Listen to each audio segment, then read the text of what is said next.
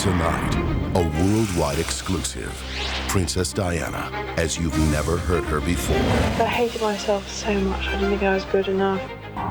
This is the story the royal family doesn't want you to hear.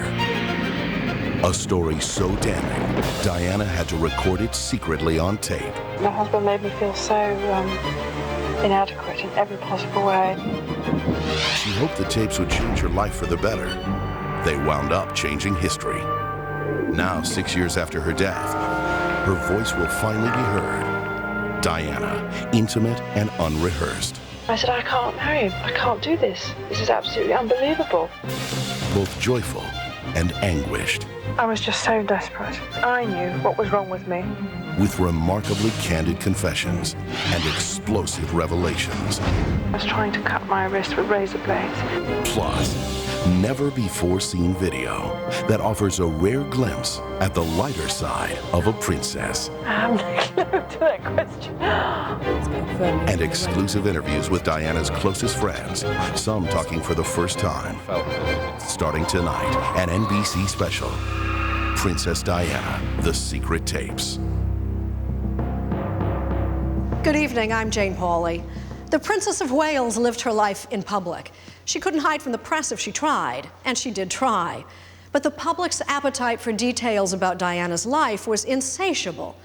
And still, the true story of her life, to a remarkable degree, was secret, until she told the secrets herself on 6 deeply personal audio tapes, the closest thing we'll ever have to her autobiography.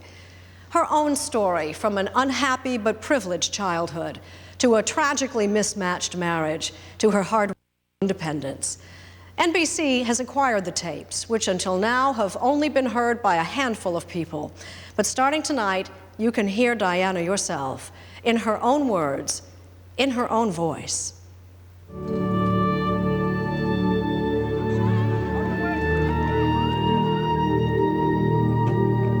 My own children. Oh, I'm just demented about them. There are poignant moments, especially when Diana talks about her sons, William and Harry. I hug my children to death. I get in bed with them at night and hug them, and I always say, who loves you most in the whole wide world? And they always say, Mommy. It's so important. But there is bitterness, too, and jaw-dropping honesty. You may have heard that Diana tried to commit suicide, but tonight you'll hear her describe it herself. Charles said I was crying wolf, and I said I just felt so desperate, and I was crying my eyes out. And he said, I'm not going to listen, you're always doing this to me. He said, I'm going riding now. So I threw myself down the stairs, bearing in mind I was carrying a child.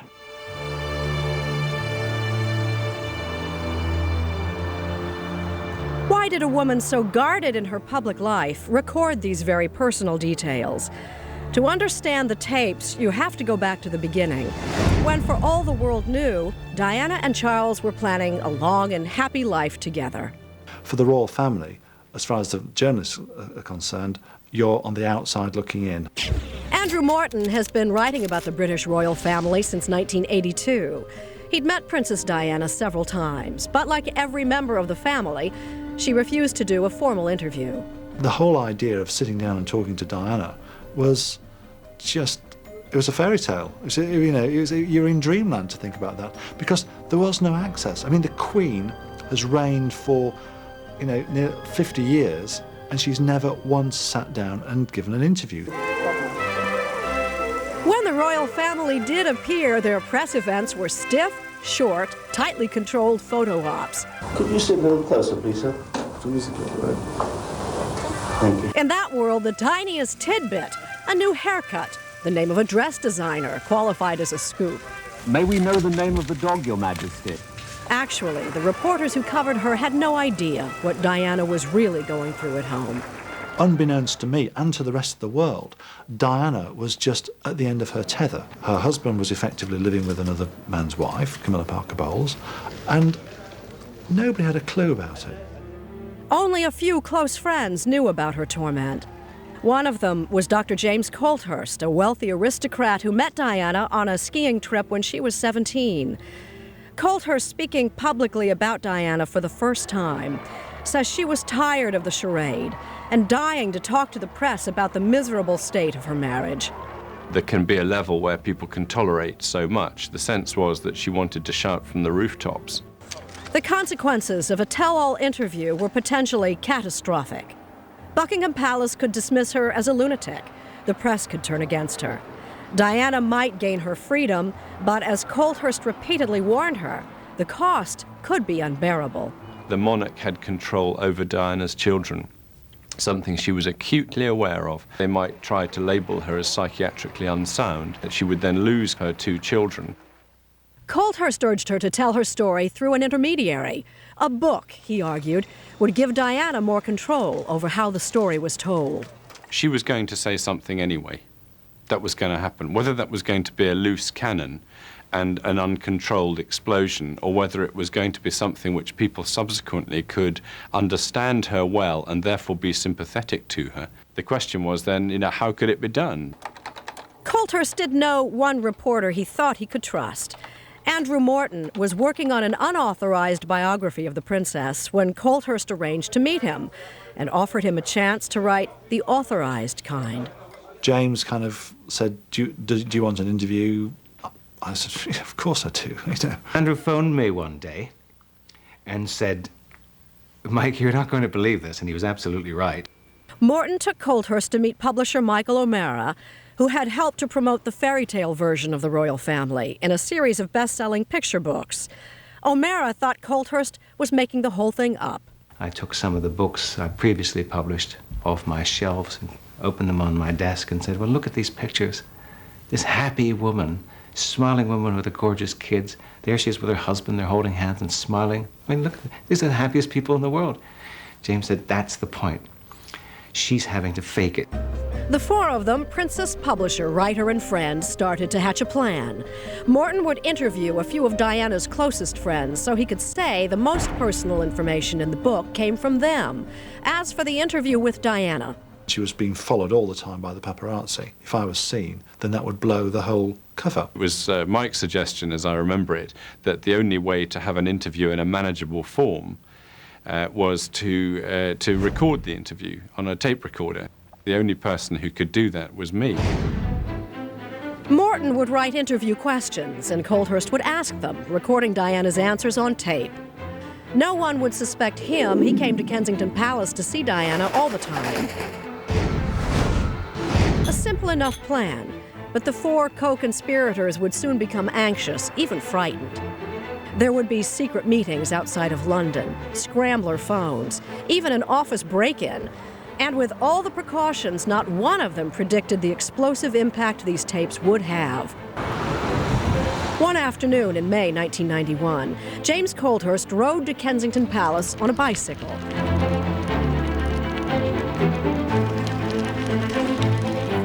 In his basket, a small tape recorder that would rock the monarchy.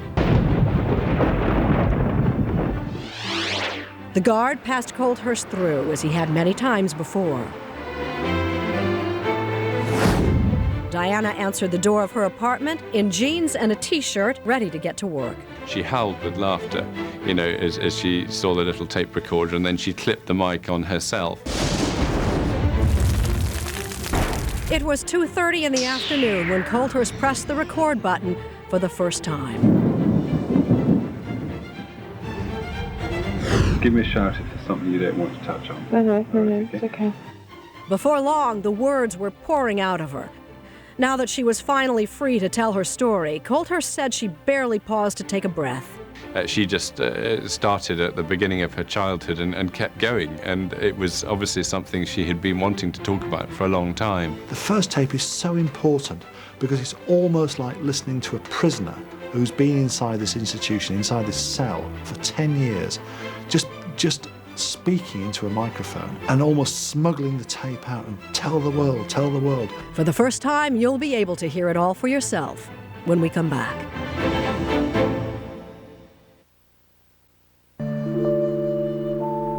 The stakes were high in May of '91 as a little tape recorder began to roll in Diana's living room. Her friend James Colthurst sat across from her in what would be the first of 6 recording sessions. This is a photograph he took of one of them. With a list of questions in hand, Colthurst started with her childhood. Any things that stand out particularly in your childhood? No. I mean, it was a very unhappy childhood. Parents were busy sorting themselves out. Lady Diana Frances Spencer was born in 1961 into one of the oldest aristocratic families in Britain. Althorpe, the family estate, was in turmoil. When Diana was 6, her mother ran off with another man. The divorce was vicious.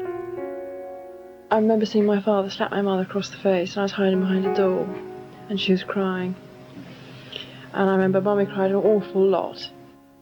Diana distracted herself at boarding school, mostly with athletics. She admits she was no scholar, though there were a few subjects she liked. History fascinated me, Jews and Stuarts, did all that, adored that. But I never anticipated I'd end up in the books. Were you popular as a pupil? Yes. Yeah, well, you got on all right? Adored them. You didn't shout out answers and things like that? No. Probably because I didn't think I knew them.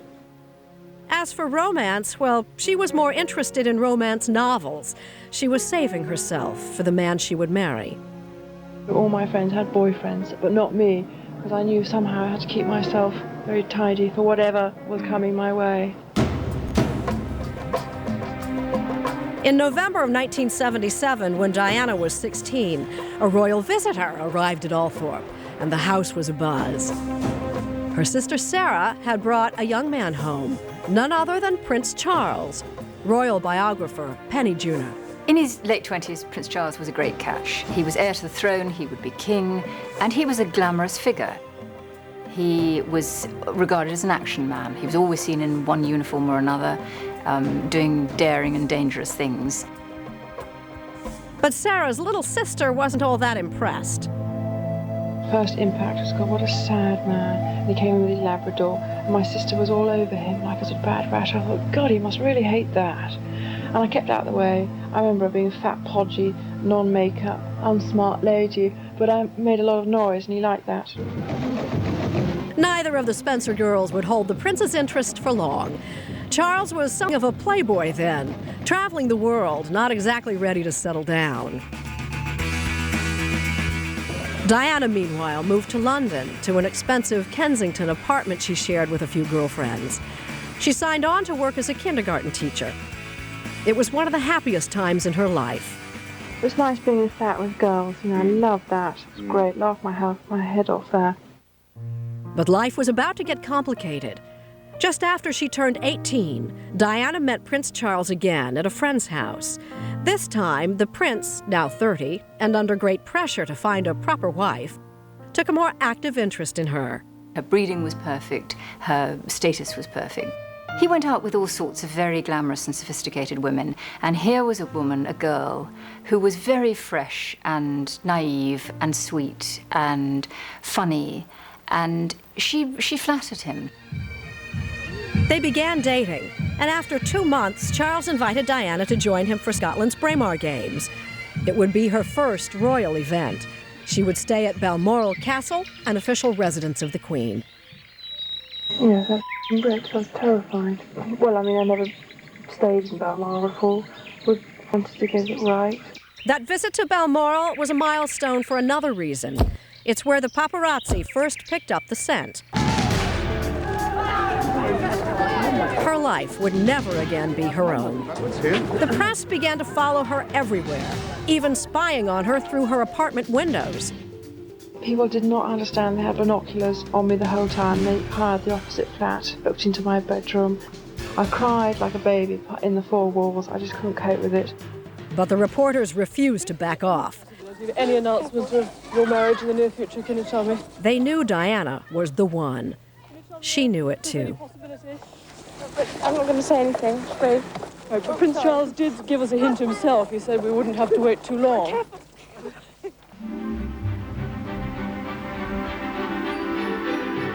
On Friday, February 6th, 1981, after 7 months of courtship, Prince Charles invited Diana to Windsor Castle. He told her he had something to ask. So he said, will you marry me? And I laughed. I remember thinking, this is a joke. So I said, yeah, okay, and laughed. And he was deadly serious. He said, you do realise this one day you'll be queen? And a voice said to me inside, you won't be queen, but you'll have a tough role. So I thought to myself, okay. So I said yes. The night before the official announcement, Diana said goodbye to her flatmates. Champagne flew pretty quick. And moved in with the royal family to start preparing for the wedding. A door closed on her old life forever. I left my flat for the last time, and suddenly I had a policeman. And my policeman the night before the engagement had said to me, I just want you to know that this is your last night of freedom ever in the rest of your life, so make the most of it. And it was like a sword went in my heart. But she was all smiles the next day, February 24th, 1981, as the couple announced their engagement from Buckingham Palace.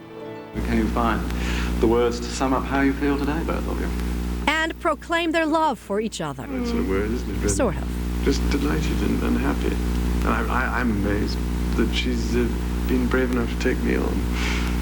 And I suppose in love? Of course. Whatever in love means. Whatever did he mean by that? Prince Charles has always been too honest for his own good. He does say the most unfortunate things at times. No one was more confused than Diana. She just returned from a 3-week trip to Australia, where she hadn't spoken to her new fiancé even once. Must have been an agonizing 3 weeks. Did you speak at all? I mean, the phone lines must have been pretty busy between here and Australia. Yes, we tried, but it was quite difficult because I think there was a certain amount of press interest there, although they never actually found you, did they? No. It was a complete disaster because I pined for him, but he never rang me up. I said, can I speak? And they said, no, we're not taking any calls. So I said, well, is the Prince of Wales speaking? How do I know it's the Prince of Wales? Came back to reply. I come back from Australia, someone knocked on my door with a bunch of flowers, and I knew that they hadn't come from Charles because there was no note. It was just somebody being very tactful in the office. What's more, as the world became obsessed with the new royal couple, Diana suspected Charles was obsessed with another woman. Camilla Parker Bowles, a former lover of the prince, was married to one of his close friends, but Diana still noticed sparks between them. I once heard him on the telephone in his bath, on his hand and saying, whatever happens, I'll always love you. And I told him I'd listened at the door. We had a filthy row. When reporters saw Diana cry as Charles left for an official trip, they thought she was missing him already. But the secret tapes reveal her heart was aching about something else. That was nothing to do with him going. The most awful thing had happened before we went. I was in his study talking to him about his trip. The telephone rang, it was Camilla. So I thought, shall I be nice or shall I just sit here? So I thought I'd be nice, so I left him to it and just broke my heart for him. Diana's anxiety began to show in a more troubling way.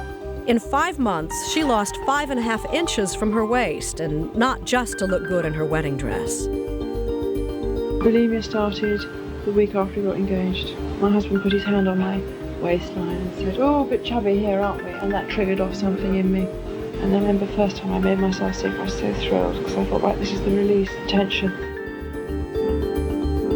The disease would plague her for years. She had an episode of bulimia the night before her wedding. After she found a bracelet Charles was giving Camilla. There is bunting going up all over London, and there are pictures of the royal couple in just about every shop window in town. And then the Camilla thing, you see, I was desperate. Some people are already staking out seats along I ate everything I could possibly find. And I was sick as a parrot that night, and it was such an indication of what was going on. Any woman in Diana's position might have called the whole thing off. But there were more than 2 people in this relationship. There were millions. She saw no way out. Her sisters tried to raise her spirits. I said, I can't marry him. I can't do this. This is absolutely unbelievable.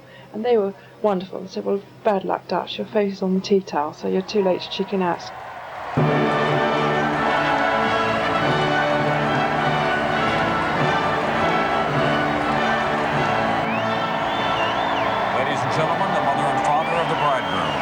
Elizabeth, His Royal Highness the Prince of Wales, Prince Charles, heir to the throne of England. And here comes the bride. On the morning of July 29th, 1981, with trumpets blaring and a worldwide audience of more than 700 million savoring every detail, Diana emerged from her glass carriage, feeling like she was going to an execution. I was very, very deathly calm, deathly calm. I felt as I was a lamb to the slaughter, and I knew it, but I couldn't do anything about it. It was all pomp and spectacle.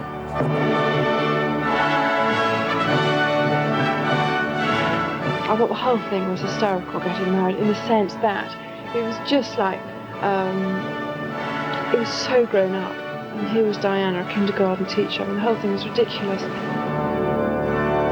There were 2,500 guests in the cathedral that morning. Diana was keenly aware of one. As I walked up the aisle, I was looking for her. Spotted Camilla, pale grey, pillbox hat, saw it all to this day, you know, vivid memory. And I thought, well, there we are, that's it. Let's hope that's all over with. Desperate for a happy ending, Diana decided to focus on the positive. She was very much in love with Charles. Maybe now, she thought, he'd be in love with her, too. I couldn't take my eyes off him. I just absolutely thought I was the luckiest girl in the world, and, you know, he was going to look after me. Well, was I wrong on that assumption?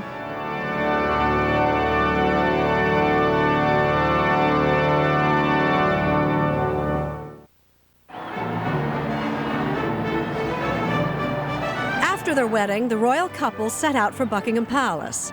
1 million people, by some estimates, turned out to show their excitement for Diana.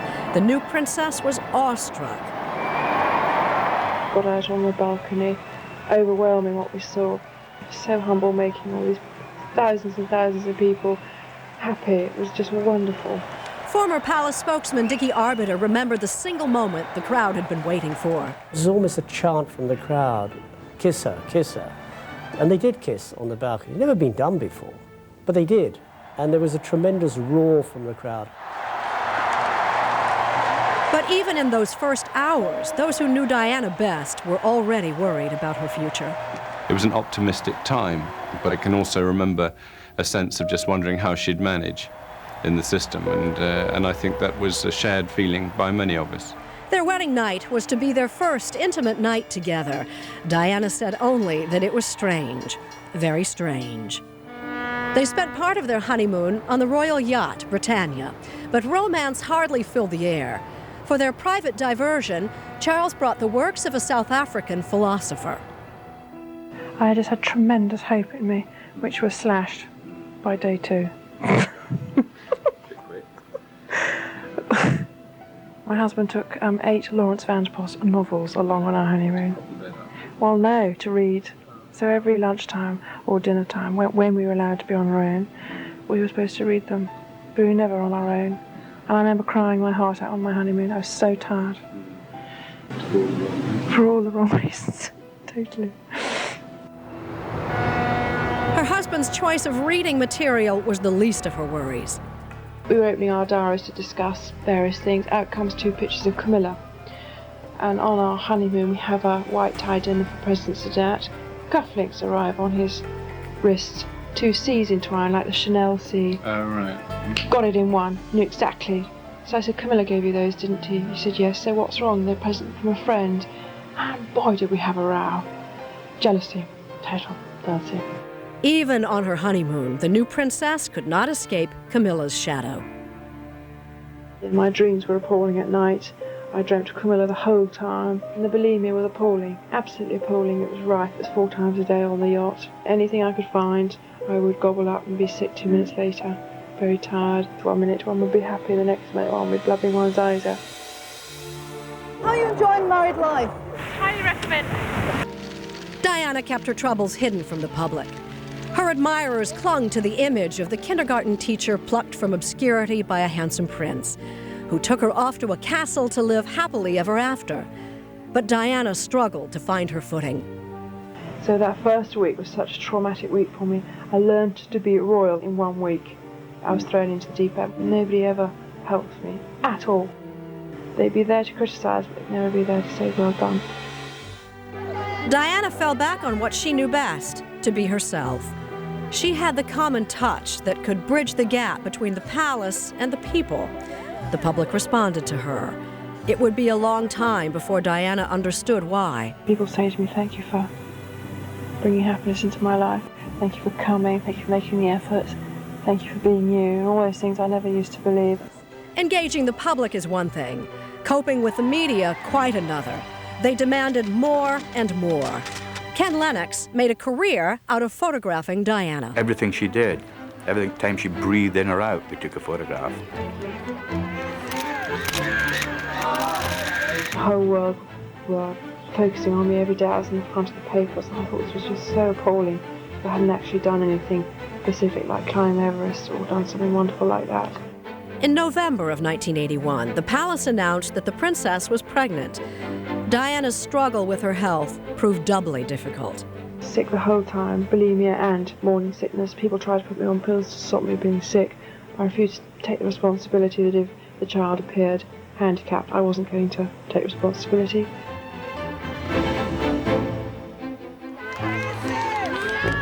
To make matters worse, the news that she was expecting only drove the press corps into a greater frenzy. Photographers were determined to get a picture of the pregnant Diana. Nothing seemed off limits. Lennox and his tabloid competitors followed Diana and Charles on their vacation to a very private island in the Bahamas. Using a very long lens, Lennox snapped pictures of a pregnant princess in a bikini.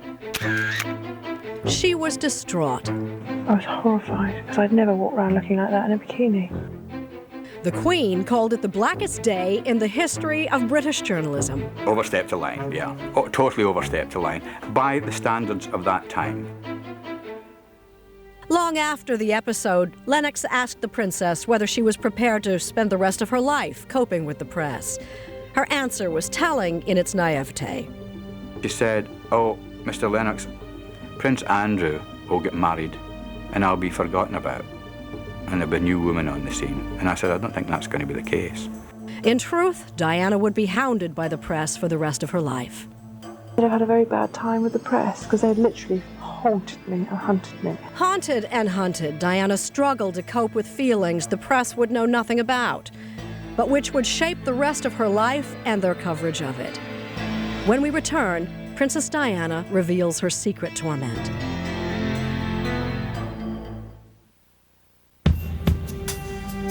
The life of a princess was turning out to be anything but a fairy tale, though few people knew how far from enchanted it was, until Diana made these tapes years later.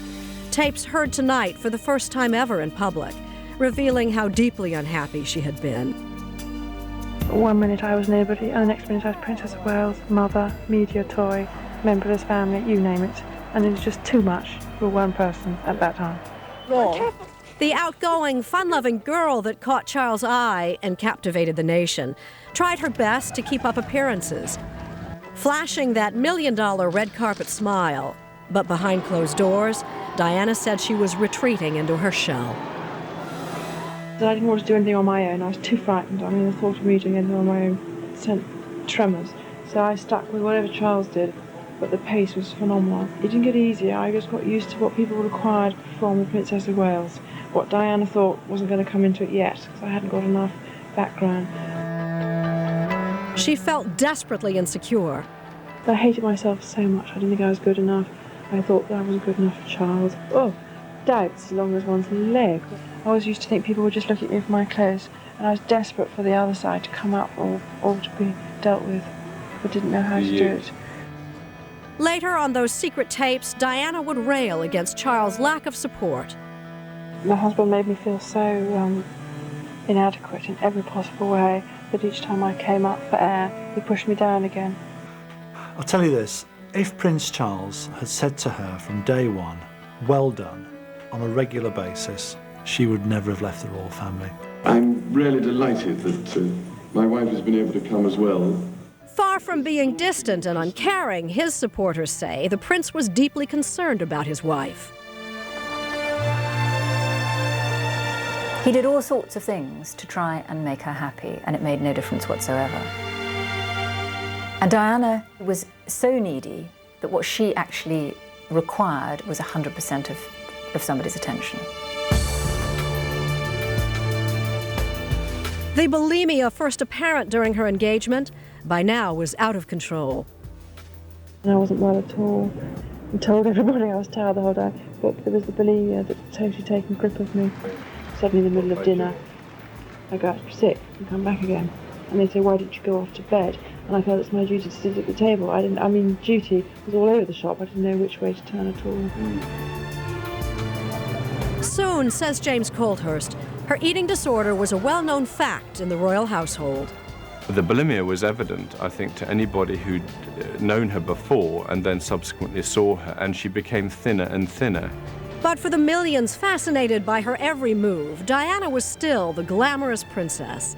It was an irony not lost on Diana herself.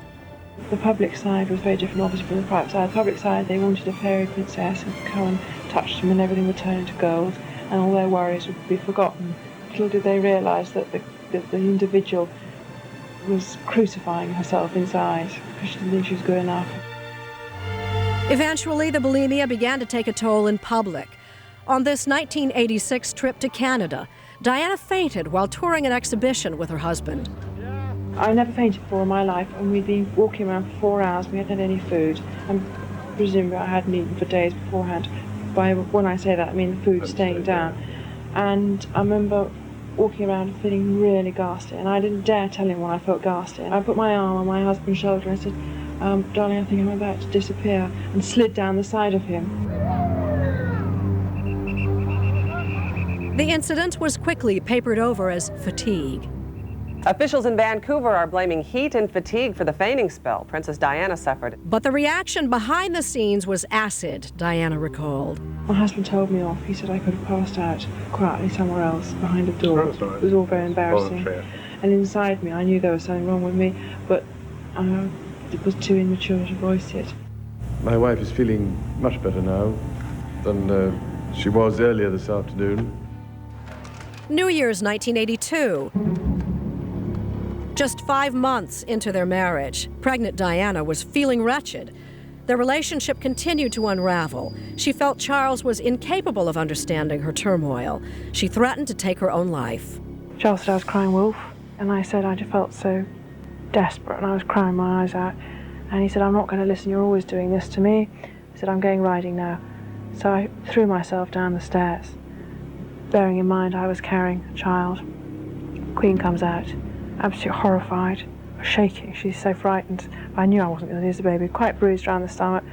And Charles went out riding, and when he came back, it was just dismissal, total dismissal. It was one of several half-hearted suicide attempts she would make over the next decade. She revealed on the tapes that she had tried to cut her wrists and had thrown herself into a glass cabinet at Kensington Palace. Biographer Andrew Morton was stunned when he heard the revelations. I found them literally unbelievable, because here she was, being the most photographed woman in the world, nursing these scars to her body that she'd obviously made in the kind of rage that she felt. And I think this is something that also comes over, this fury that she has, that she's been conned, she's been lured into this palace, the doors have been bolted behind her, and she's got no way out. At another point in the mid-'80s, Diana returned to London early from the royal family's annual stay in Scotland. The media said I'd come down because I was bored of all the rain up in Scotland and I wanted to go shopping, which was absolute bull. I was very ill. We were trying to hide that from everybody. I had to come down for treatment because I was so depressed, and I was trying to cut my wrist with razor blades. And she recalled another incident. After 5 years of being married, my sister Jane came up to see me, and I had a V-neck on and shorts. She said, Dutch, what's that marking on your chest? And I said, oh, it's nothing. She said, what is it? And the night before, I wanted to talk to Charles about something. He wouldn't listen to me. He said I was crying wolf. So I picked up his penknife off his dressing table and scratched myself heavily down my chest and my both thighs. There was a lot of blood, and it hadn't made any reaction whatsoever. Suicide attempts or desperate calls for help. It didn't much matter, Diana said. No one was listening. I was just so desperate. I knew what was wrong with me, but nobody else around me understood me. I needed rest and to be looked after inside my house, and for people to understand the torment and the anguish going on in my head. But it was basically a cry for help. Desperate cry for help, and I'm not spoilt. I just need to be allowed to adapt to my new position. Diana would eventually adapt, but not before things got much, much worse. When we return, Diana recounts her darkest days.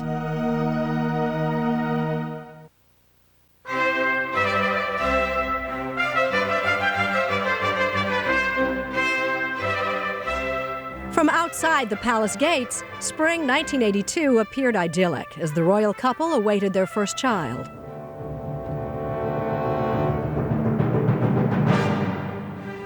But by now, little in Diana's life was as it appeared. The media interest in the impending birth was intense, so much so that Diana couldn't handle the pressure and wanted labor to be induced. But she recalled, it was difficult to schedule a birth date around the father-to-be's polo matches. When we had William, we had to find a date in the diary that suited him and his polo. Because William had to be induced because I couldn't handle the pressure any longer. It was becoming unbearable. It was as if everybody was monitoring every day for me. Anyway, the boy arrived, great excitement, thrills, everyone was absolutely on high as a kite. We found a day that Charles could get off his polo pony for me to give birth, so that was very nice. I felt very grateful about that. As Britain celebrated its new heir, he's in marvellous form. Diana retreated into depression. Came home, and then postnatal depressions hit me hard. And it wasn't so much the baby that had produced it, it was the baby that triggered off all else that was going on in my mind. Boy, was I troubled. And it turns out that Britain's royal family, which already has a little prince, is due for a royal addition in late September. On February 14th, 1984, Valentine's Day, Diana's second pregnancy was announced.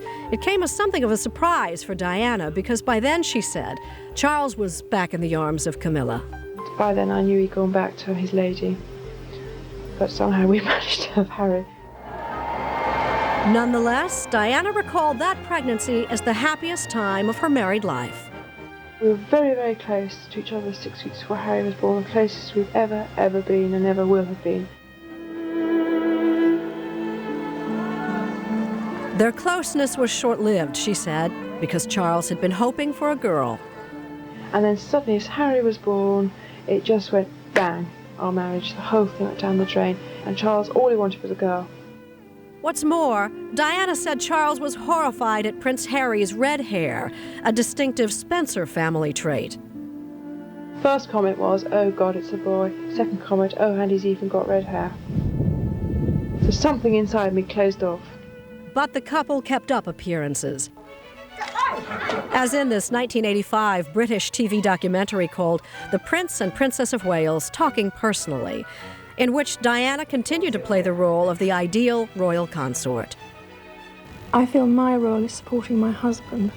She even had a cheery explanation for her weight loss. Maybe I'm so scrawny, it's because I take so much exercise. Don't know. But the truth was the talk of the palace. Diana said the Queen herself spread the stories Charles told about her. He definitely told her about my bulimia, and she told everybody that was the reason why our marriage had cracked up, because Diana's eating must be so difficult for Charles. Despite their joint public appearances in the late 80s, Charles and Diana lived separate lives.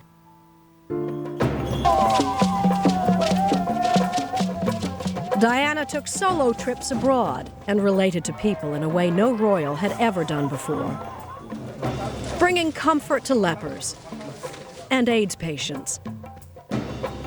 This particular man was so ill, he started crying when I sat on his bed and held my hand, so I thought, right, Diana, do it. Go on, just do it. So I gave him an enormous hug, and it was just so touching because he clung to me and he cried, and it was wonderful. It made him laugh. It was a time of cruel contradiction for Diana. On the outside, adoring crowds and exciting work, while on the inside, she was isolated, depressed, and more desperate than ever. I've got what my mother's got. However bloody you're feeling, you can put on the most amazing show of happiness. What had happened during the 1980s was a parallel universe. That the world had lived in the fairy tale, Diana had lived in the nightmare, and she felt utterly powerless inside this system. Powerless and bitterly jealous of Camilla, especially after Charles apparently stopped sleeping with his wife altogether after their 1987 royal trip to Portugal. Shop closed up very quickly after Portugal, and that was it. And whether that meant that Camilla would come back in a big vengeance, I have no idea. I have no proof. She talked about Camilla a great deal. In one or two of the lighter discussions about Camilla, as she would say herself, what she found difficult to understand is how on earth she was losing out to a girl who had, bad teeth from smoking and had dandruff. Convinced she'd been cast aside by her husband for his old flame, in the mid-1980s, Diana herself turned to others for affection. In July 1986, Diana met James Hewitt at a party. She arranged for Hewitt to give her writing lessons and more. Hewitt, to give him his due, helps to give her a sense of self-esteem, and it's the first proper relationship she has with a man roughly her own age. Hewitt would not be her only lover. And while Diana railed against her husband's paramour in these tapes, she never mentioned her own extramarital affairs at all. Ken Wharf, who was Diana's bodyguard at the time, says the princess was open with him about her love life, but still clearly wanted Charles back. I don't think she used it as a closing on her marriage. I think it was a statement. I think it was a statement saying, well, look, if you can do this, so can I. And I think it was a protest. While the palace seemed prepared to continue the charade of a happy royal household, Diana's friends said she refused to spend the rest of her life living a lie. A large number of people around Diana saw her going fairly steeply downhill. They all knew what was going on. It was hardly going to remain a secret for long. In fact, a climax was fast approaching. Diana was about to reveal her secret anguish to the world. Diana recorded 5 hours of audio tapes with her friend, Dr. James Coldhurst, so there are many more revelations to come when we conclude our special 1 week from tonight. In addition to the audio tapes, we have another worldwide exclusive, private videotapes that offer a rare and candid glimpse of Diana inside her Kensington Palace home. Stay tuned. We'll have a preview of next week's show coming up after this.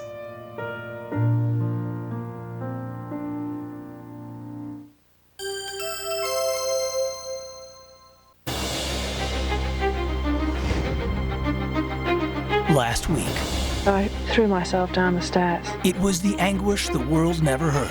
6 secret tapes. Diana's own words revealed for the first time. My husband made me feel so inadequate in every possible way.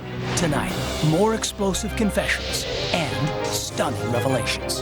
It was 7 years of pent-up anger coming out. Including Diana's dramatic face-to-face confrontation with her husband's mistress. I said to Camilla, don't treat me like an idiot. And in another worldwide exclusive, never before seen video of Diana inside her palace home. Sorry. Rare glimpses of candor and laughter. And haunting predictions about her destiny. And you always knew I'd never be the next queen. The conclusion to an NBC special, Princess Diana, The Secret Tapes. Good evening, I'm Jane Pauley. Was the handsome prince in love with his princess? We thought so, or wanted to believe it. Buckingham Palace wanted us to believe the royal marriage was a happy one. It was not. Last week, for the first time, we heard Diana speak for herself on secretly recorded tapes, how she felt unloved, unsupported, and miserable in her marriage. Tonight, more revelations about her health, how she felt like a captive in the royal household, how she confronted the other woman in her husband's life, and how she plotted and schemed to get her story told. Here is the stuff of which fairy tales are made. The prince and princess on their wedding day.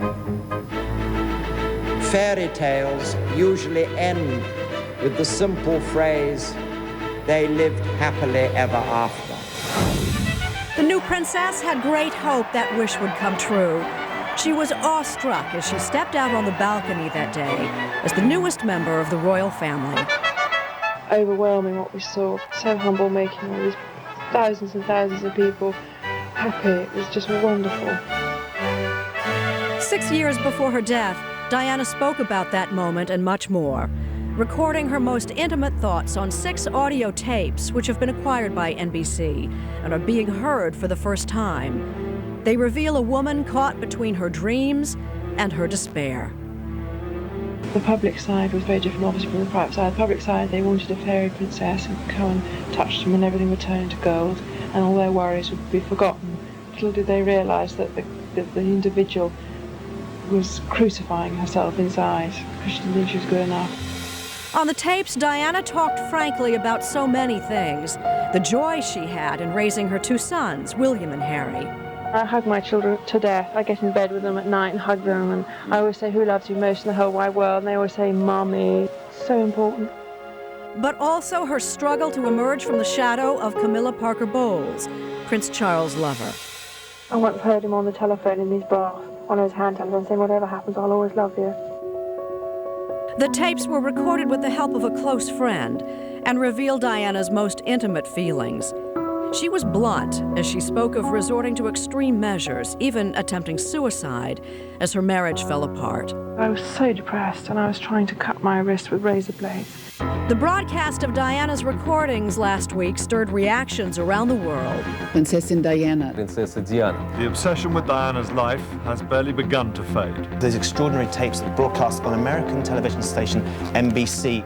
But if Prince Charles has thoughts about the tapes, he's keeping them to himself. Diana was forthright on the recordings about her bulimia, the disease which had come to dominate her life. The bulimia was appalling, absolutely appalling. Anything I could find, I would gobble up and be sick 2 minutes later. Diana said her husband accused her of crying wolf about the disease, which added to her distress. My husband made me feel so inadequate in every possible way that each time I came up for air, he pushed me down again. You know, even if I ate a lot at dinner, Charles would still say, oh, is that going to reappear later? What a waste. By 1988, the disease had gotten so out of hand, an old friend confronted the princess and gave her an ultimatum. She said, well, you must tell your doctor. I said, I can't. She said, well, you must. I'm going to give you 1 hour to ring up your doctor, and if you don't do that, I'm going to tell the world. Diana finally acknowledged that she needed help. I suddenly woke up and realised that I was on the way down fast. Diana went to a specialist in eating disorders, the same doctor who had treated her sister Sarah for anorexia. Right away, he suspected Diana had tried to commit suicide. He said to me, how many times have you tried to get rid of yourself? And I thought, wow. So I said about 4 or 5 times. He said, how? And I said, all various instruments I'd tried and threats and all the rest of it, glass, a lot. And he said, I can get you better, no time at all. The problem lies with your husband. And he said, in 6 months' time, you'll be a totally different person. As Diana began to gain control over the bulimia, her strength returned, and so did her courage. She planned a confrontation with the other woman in her husband's life. The voice inside me said, just go for the hell of it. So I sat myself up something awful. This was my big step. It was the winter of 1989. Charles and Diana were invited to a birthday party for Camilla's sister. Unexpectedly, Diana agreed to attend. Bodyguard Ken Worf drove the couple to the party. It was clear that Prince of Wales was unhappy that he was being accompanied by his wife, and I'm sure that Diana probably had a hidden agenda here. After dinner, Diana noticed Charles had slipped away. She went downstairs and found Charles and Camilla talking to another guest. I said to the 2 men, okay boys, I'm just going to have a quick word with Camilla, and I'll be up in a minute. And they shot upstairs like chickens with no heads, and I could feel upstairs all hell breaking loose. What is she going to do? Diana decided this was the moment to make it clear to Camilla that the royal marriage wasn't big enough for both women. I was terrified of that, and I said, I know what's going on between you and Charles, and I just want you to know that. And she said to me, very interesting, she said to me, you've got everything you've ever wanted. You've got all the men in the world fall in love with you. And you've got 2 beautiful children, what more would you want? So I said, I want my husband. And I said to Camilla, I'm sorry I'm in the way, and it must be hell for both of you. But I didn't know what's going on, don't trip me, I'm an idiot. Tension was high as Worf drove the royal couple home that night.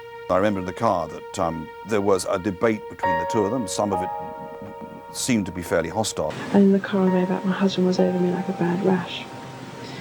And I cried like I've never cried before. And it was anger. It was 7 years of pent-up anger coming out. Diana called it one of the bravest moments of her entire 10 years of marriage. And the next morning I woke up and I felt different. Shift, tremendous shift. I'd done something, said what I felt, but there's still the old jealousy and the anger swirling around, but it wasn't so deathly as it had been before. And that was it, really. It was a big step for me. There was a different princess in the sense that she'd almost sort of triumphed over something that hitherto had been a huge problem for many, many years. And there was no doubt in my mind that this really signified the ending of a marriage. As the marriage spiraled downward, the palace tried to convince the public that the couple was still devoted, but the effort failed. A case in point, a trip to the Taj Mahal, a symbol of enduring love. Charles had visited when he was single and vowed then to return with the woman he loved. But instead of going with his wife when the opportunity arose, he went off to a business meeting instead, leaving the princess to pose alone. For photographer Ken Lennox, the symbolism was inescapable. Here's Diana at one of the most romantic places in the world, sitting there alone. And it was a sad photograph, and we saw more and more of these photographs. It was just before that trip to India that Diana had begun making her secret tapes. She could no longer maintain the charade and was now determined to tell the public the truth about her private anguish. It would be a risky move. And later, another set of secret tapes. I can't do this. It's ghastly. I've got no adrenaline. I'm dead. I can't get anything out. Diana captured on video as the world has never seen her.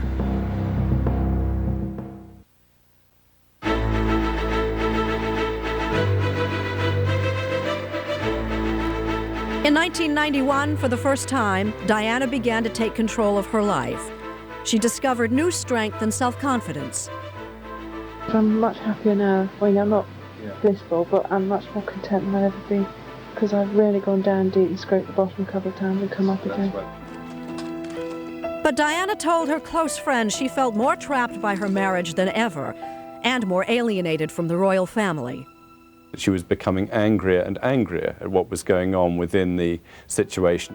I think I'm going to cut a very different path from everyone else. I'm going to break away from this setup. That's when Diana decided to make her boldest move yet and reveal her secret misery to the world. I think she was trying to make her case first before anybody else did it for her. Telling the kind of explosive story Diana had in mind would break every rule of royal conduct. She would have to remain anonymous, fearing the consequences. The royal family might pronounce her mentally unsound, or worse. The monarch had control over Diana's children, something she was acutely aware of. She was extremely concerned that she could then lose the children. So if Diana was going to risk telling her story, it would have to be anonymously. In a book, she could reveal her secrets, but deny that they came from her. James Colthurst proposed his friend, Andrew Morton, an author and freelance royal reporter, whose pieces were largely sympathetic to Diana. James said, "Do you want an interview?" I said, "Of course I do." Hardly believing what was happening, Morton took Colthurst to his publisher, Michael O'Mara. He must have been extremely suspicious of me. I was convinced instantly that the guy had to be some kind of con man. Colthurst was able to convince the author and publisher he was for real, but they had to protect Diana, who was watched day and night by photographers and palace staff. So the three hatched a plan. Cheers. Morton would write questions for Diana and give them to Colthurst, already a regular visitor to Diana's palace apartment. No guard would ever suspect what was nestled in the basket of his bicycle. James would go into Kensington Palace with his tape recorder and the questions. Straightforward questions about her childhood, her teenage years, the honeymoon, the romance. She took the sheets of questions, clipped the mic on and settled down and answered away. Is this all right? Yeah, it's fine. It's excellent. Perfect. Yeah, it's great. Very relaxed, a lot of laughter. If Diana's mood was light-hearted, almost innocent, then her accomplices also had no clue about the gravity of their undertaking. Until they heard Diana's voice on tape. My husband made me feel so inadequate in every possible way. I threw myself down the stairs. I was just so desperate. My heart nearly stopped beating on the spot. Whoa, it was just amazing stuff. It was just mind-blowing. That fall, Colthurst pedaled his bike in and out of Kensington Palace, taking in blank audio tapes. I felt I was a lamb to the slaughter. And bringing out stunning new revelations to a wide-eyed author and publisher. I couldn't believe how cold and how I thought one thing, but actually another thing was going on. The lies, the deceit. She was actually dishing the dirt on the core of the royal family. This was ultimately an extremely anti-Windsor, anti-royal family book. In fact, Diana's revelations were so damning, O'Mara feared what might happen if the book-writing scheme was uncovered.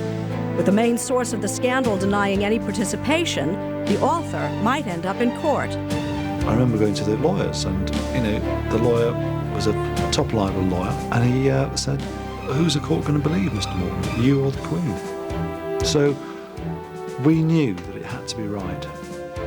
But it had to be right for Diana. So Colthurst delivered chapters, the princess scrutinizing every word and editing the manuscript with her distinctive handwriting. Like this line, which she corrected to tell of her early love for Charles. I think it was a shock to her when she saw it written down on paper. It got all kind of serious then, you know? Taking extra precautions, the accomplices used code names, payphones, even scrambler phones, and met in the back rooms of out-of-the-way restaurants. I had my office swept for bugs. Diana had her offices swept for bugs. Were they simply paranoid? It didn't appear so when Morton's office was broken into and ransacked. So for nearly 6 months, with every new chapter, the conspirators became more frightened. And it was just like a movie. You know, you're looking around, you're thinking you might be followed, and you get on the subway, and I'm thinking, you know, is somebody watching me? I was always worried if I fell off the bicycle or something and somebody then listened to the tape and realised what they had in their hand. It was a little bit like having a ticking bomb. The bomb nearly went off too soon.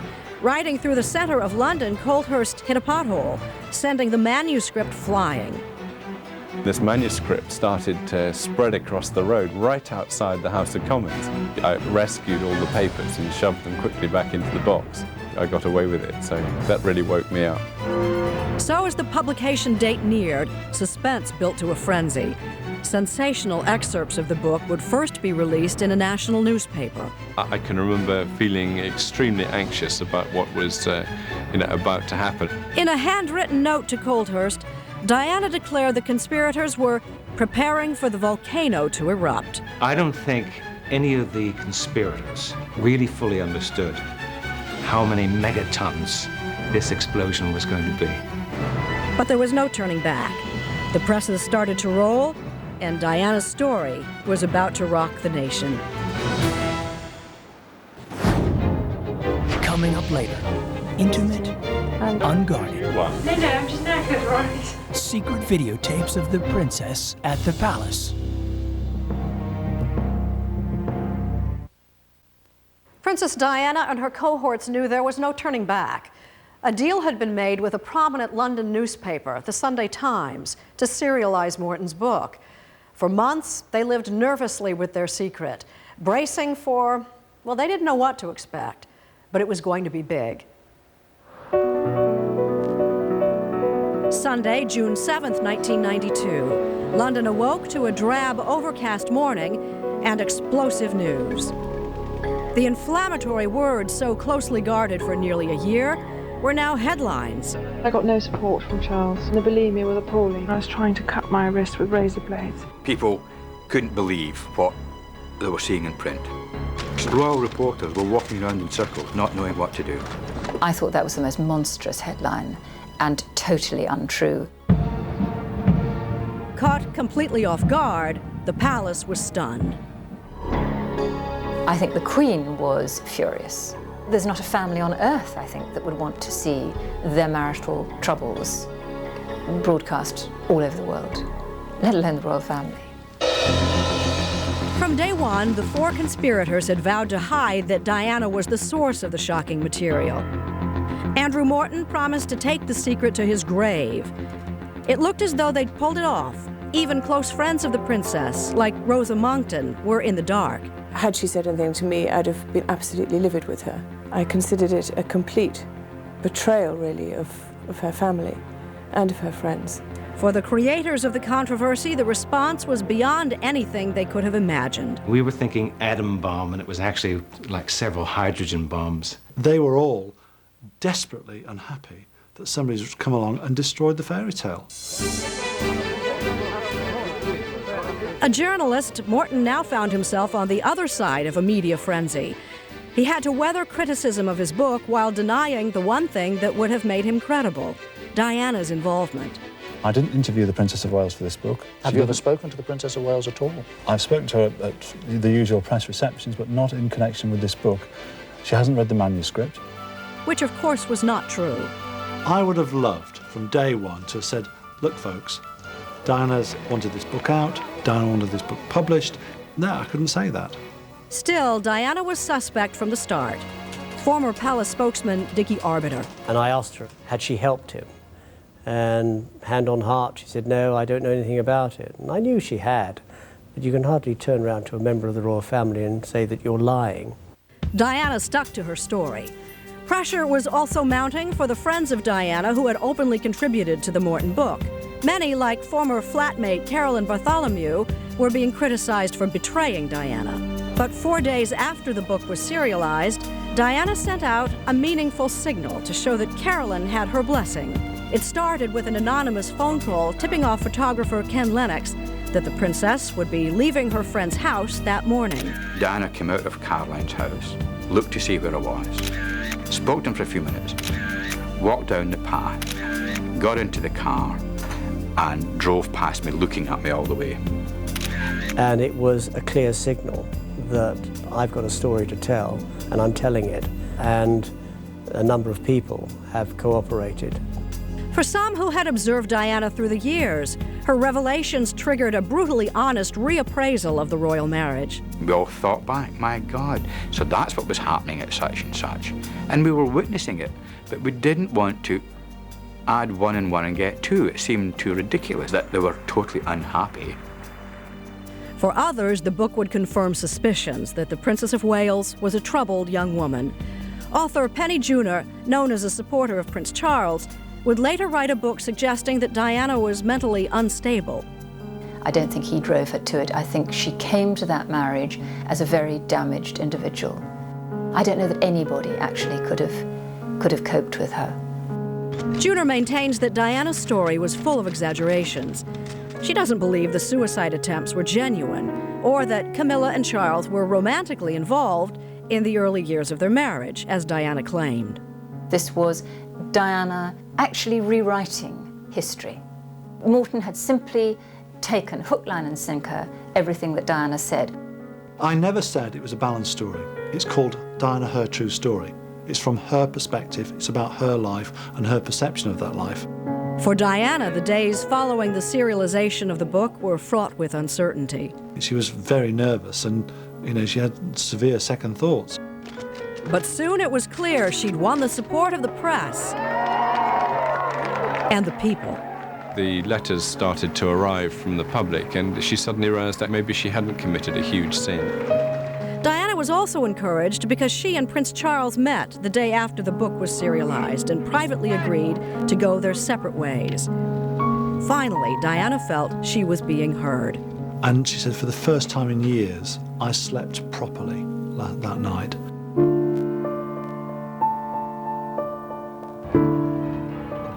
But the Queen rejected the idea of a formal separation, insisting instead on a 6-month cooling-off period. Diana would be expected to stay with Charles and present a unified front. But when the couple traveled to South Korea that fall, their estrangement was painfully obvious. And I remember standing at the airport and the two of them appeared. I thought, oh God, we've lost it. Because you could see it written over their faces. And it was awful, because the media saw it, and the media knew exactly what they were going to do. But the book had changed the rules. After Diana let her secrets get out, anything was fair game, including lurid material more befitting a pulp novel. An intercepted phone conversation between Diana and a man named James Gilby was made public. Diana was heard maligning her husband. It's so difficult, so complicated. He makes my life real torture, I've decided. A few months later, it was Prince Charles' turn to be humiliated when an intimate conversation with Camilla was released. I can't bear a Sunday night without you. It's like that program Stop a Week. I can't start the week without you.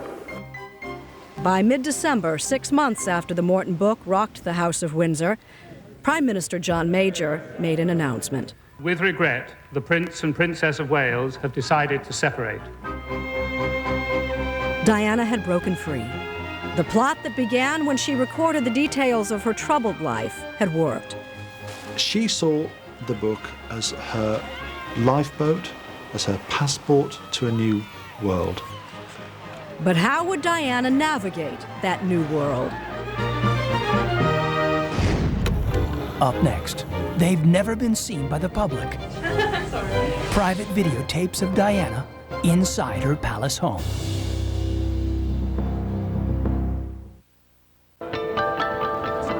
If I was able to write my own script, I would say that I would hope my husband would go away with his lady and sort that out and leave me and the children to carry the Wales name. She didn't need a partner anymore. I can do this job so much better on my own. Diana didn't intend to fade into the background. She had ambitions to step into a new public role. As a newly separated princess, she'd have to invent it. Is that thing on? Right. Go back to the top now. Diana sought the expertise of speech coach and actor Peter Sutherland. By the time I came to work with Diana, I was very aware that this woman needed to have her real voice come out. A key question. What? Come on, get angry with me, yeah? Is why do some people become addicted to all... Sutherland shot this videotape during coaching sessions with Diana to make her a more effective speaker. Go on. How do we stop people taking to addiction? Really talk to me. Taking to addiction or dependence. It's never before been broadcast. Slightly faster now. Let's move on, yes. A rare glimpse of the princess in her own apartment, relaxed. Sorry, Okay. Playful. Hello. Because suddenly... When her guard is down. Sutherland encouraged Diana to connect with her audience. Thank you all. Start it again, take your time, look at me first. And you're the star. Okay, stop it. Thank you all. Thank you all. Yeah. Very much. Sometimes mistakes got the best of her. Yeah. Formally recognised alcoholism as a disease in the forms of incapacity for the almost incomprehensible. Incomprehensible. It's in doubt. Hit it harder. An insidious fear. Insidious fear, yes. Insidious fear. Insidious. Insidious fear. An extreme evil. That's it. Surfaces in people who may previously have seemed unpleasant. Yeah. Oh, pleasant. Sorry. But she kept at it. The more changes there are, the more threatened we feel. Right, now carry on like that, yes. Those who become ensnared in addiction are often highly sensitive and creative people. After a while, she was just too tired to focus. Close your eyes before you start the next page. Close your eyes. I can't do many more of these pages. I have to see it cross-eyed. Well, you can't see it. All right, go back to the... You can go back on... We can do No, this. no. Don't have to do a new one. No, I'm just knackered, all right? Sutherland reminded Diana that their work had a purpose. I'm not manufacturing you. I'm just bringing out that bit of you that wants a voice, which is the 30-year-old woman, 31-year-old woman, who has something important to say. Given her break from the royal family, Sutherland foresaw a time when Diana might also break from royal tradition and do something unprecedented, a televised interview. So he prepared her with mock sessions. You don't look at the camera. You wander your eyes around a little bit, but you don't go all over the place because we wonder where you're looking. Diana found it hard to concentrate in front of an uninvited audience. Can I watch this? Oh. If you come in here, you sit down and be quiet. You've got to be very quiet. Very quiet. William and Harry were then 11 and 9. Don't touch it, William, because it's all focused on me. Okay, let's do it. Let's pretend, right? Okay, so Your Royal Highness, you're currently concentrating very much on your charity work. Would you like to tell us why you feel it's so important to you? I've got nothing else to do. She's awful. It's recording. Sorry. Take 2. No, just record a lot. So, okay, because they'll... I know, but it's a very good question. I don't have an answer. Well... While his mother worked, Harry played. Have you recently met anybody that's actually touched you quite a lot in what they're going through? Yes, I come across Harry, shush. I come across a great deal of people who... it's awfully difficult. I can't even string my words together. Well, it's really hard. You've got two of the most impossible people sitting here with us. Harry, shush. Shush. Harry, sit it's all right. down. It's good practice to cope Just sit. Just sit. Sutherland urged Diana to articulate her goals. What would you want to be if you weren't who you are? If you weren't the Princess of Wales? I'd like to have a role which brought me into contact with everyday life and the man on the street. Does that sound condescending? Diana's answers reveal how deeply she longed for the affirmation she felt she never got from the royal family. And do you feel that what you do has a positive influence? Well, I hope it does, because I think whoever we are, we all like to be thanked for what we're doing. Diana understood that her position gave her the power to address issues others couldn't or wouldn't, such as AIDS. Because I don't think it's a particularly glamorous area, because it's dealing with all sorts of issues. And the last issue is death, which people do not discuss freely. There was one question, a fundamental question, that she could not answer. Your Royal Highness, you're concentrating very much on your... Stop laughing at me. On your charity work. Why is this work so important to you? Because it highlights the plight. It highlights the plight of others. And if I'm able to go into a situation which makes others more aware of their desperation and... I can't do this. It's ghastly. What's ghastly? Because I've got no adrenaline. I'm dead. I can't get anything out. I don't know the answer to that question. Okay. There was a particularly poignant moment when Sutherland asked a straightforward question. How do you see your role in, let's say, 5 years' time? I have no clue to that question. Nobody dreamed she wouldn't have 5 years. The year after Diana's coaching sessions with Sutherland, it was her husband who gave the first one-on-one royal television interview. This is the story of the Prince of Wales today. For a documentary called Charles, the Private Man, the Public Role. A 2.5-hour program, it was this 22-second exchange that viewers remember. Did you try to be faithful and honourable to your wife when you took on the vow of marriage? Yes, absolutely. And you were? Yes. Until it became irretrievably broken down. Us both having tried. When they heard from the Prince of Wales's own mouth that he had committed adultery, that shattered a lot of illusions. I think Charles's confession of adultery was about the single biggest mistake he's ever made. Diana made a statement of her own that night.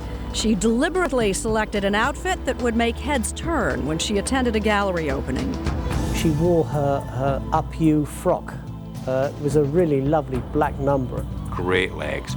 I mean, she was out to kill Charles that night, kill him public-wise, and make everyone wonder whether Charles was just totally mad or not. The following year, Diana gave her own interview to the BBC's Panorama.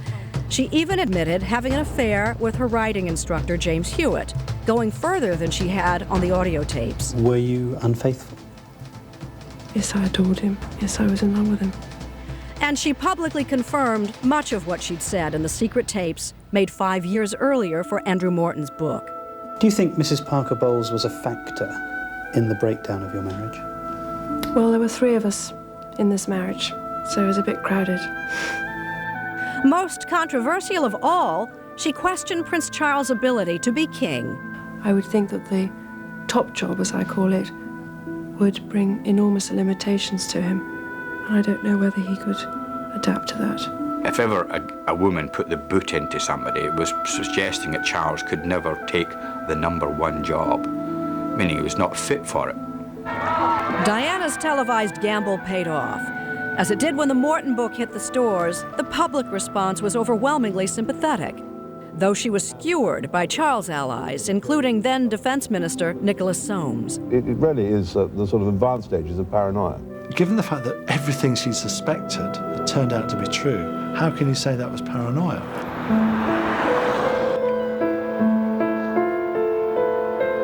The Queen had had enough. A month after the broadcast, she urged Charles and Diana to divorce. In August of 1996, the marriage between the Prince and the Princess of Wales was officially dissolved. A chapter in her life had closed. As Diana told James Colthurst 5 years earlier, she had expected it. I think from day one, I always knew I'd never be the next Queen. Put it that way. No one said that to me, I just knew it. When we return, the deadly crash beneath the streets of Paris. The media were not responsible for Diana's death. Did Diana predict her own tragic end? Diana talks about her destiny.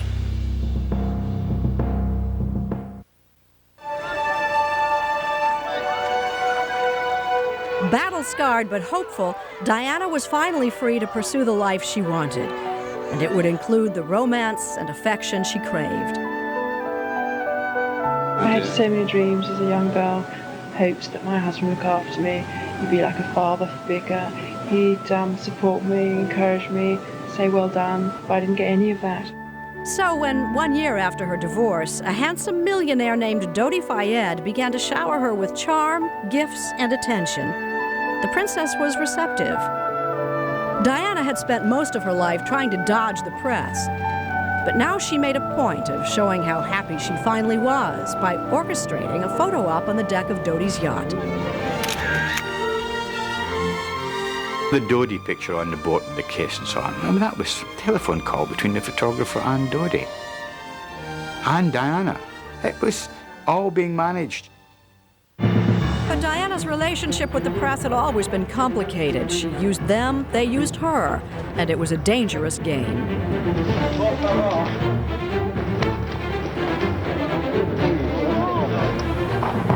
Could I ask you to respect my children's space? Out. Out. O-U-T, out. Have a nice trip now. The game ended in Paris, August 31st, 1997. Her driver was racing to escape the paparazzi when the car slammed into a pillar in the Alma Tunnel. 10 minutes after the car crash, I got a phone call from a French photographer. In an instant, Ken Lennox, then photo editor at the Sun newspaper in London, received explicit pictures of Diana in the car. The photographer told him she was fine. Lennox bought the shots for nearly $500,000. I knew how important the photographs would be. Diana looked dazed, and she had a little trickle of blood coming from her ear and a little from her nose, and didn't look badly injured. In fact, Diana's condition was grave. At the hospital, doctors tried for 2 hours to save her, but the internal injuries were overwhelming. I heard that there had been a car crash in Paris and that Dodi had died. And there was a bit of me that half expected the phone to ring and for her to ring up and say, life's rough, you know, and what do I do now? And the first thing that we heard was that that Dodi was killed, but that she had just broken her leg. So I immediately rang her on her mobile and left a message saying, you know, I'm coming out, you know, don't worry, it'll be fine. You know. And then, of course, the night went on, you know, and we heard the news.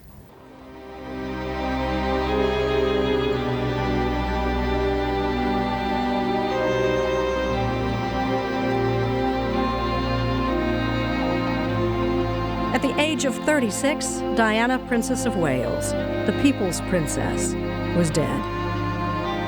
She was almost like a sort of distant relative.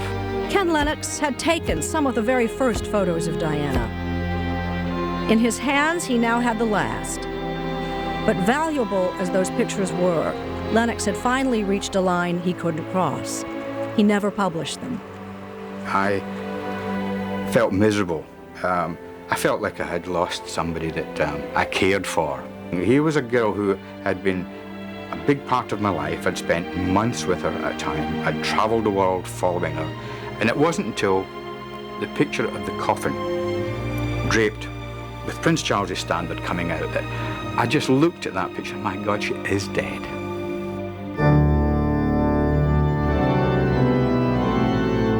More than 700 million people had watched Diana's wedding. 2.5 billion people watched her funeral. The world was in mourning. For me, the abiding memory of the funeral is of the soldiers' feet shuffling along the floor of the abbey. It was the most, it was just hearing her coming.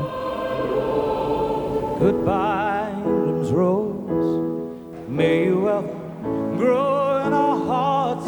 You are At the memorial service, after Elton John brought tears to the eyes of a nation, torn apart. Diana's brother Charles looked for someone to blame. Of all the ironies about Diana, perhaps the greatest was this. A girl given the name of the ancient goddess of hunting was, in the end, the most hunted person of the modern age. Diana's brother makes a speech where he's saying she was pursued mercilessly by photographers who have finally caused her death. Oh. I mean, I could feel my own flesh creep. In fact, the paparazzi who chased her that night were initially charged with involuntary homicide. They have since been cleared. And tests revealed her driver was legally drunk. The media were not responsible for Diana's death. Diana invited the media. She was the one who actually let them in. There are unsupported but persistent rumors that Diana was pregnant when she died. And many have a hard time believing Princess Diana would die such an ordinary death. Polls in Europe show that many believe she was assassinated. By one theory, because the royal family wouldn't tolerate a marriage between a Muslim and the mother of England's future king. And just recently, Diana's former butler, Paul Burrell, released an unsettling letter she wrote, predicting someone would try to have her killed in a car crash made to look like an accident. While there's no evidence to support that charge, a royal inquest into Diana's death is underway in Britain. A worldwide fascination with Diana endures to this day, and that in part is why those responsible for the secret tapes of her voice agreed to make them available now. The princess, they say, ought to be remembered as the woman she was. I think we're beginning now to see her as a human being at last. And a human being is certainly what you hear on those tapes. Not some mad woman, as they're trying to characterise her at the moment, but a woman with a sense of self. And despite the trauma of her life, she was able to look on it with a certain wry sense of humour, which characterised the Diana that many people came to know and love. What was your feeling now of your destiny? Now, as I speak today, I think I'm going to cut a very different path from everyone else, for everyone else. I'm going to break away from this setup and go and help the man on the street. I think that she made an emotionally constipated nation look at itself in a different way. It'll be fascinating to see how deep I can get.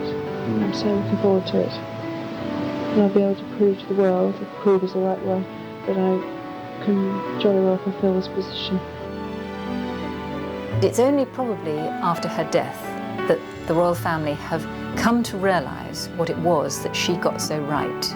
And what she got right was her hands-on approach. She touched people. She showed that she cared. I know one day, if I play the rules of life, game of life, I will be able to have those things which I've always pined for, and they'll be that much more special because I'll be that much more older and be able to appreciate them that much more.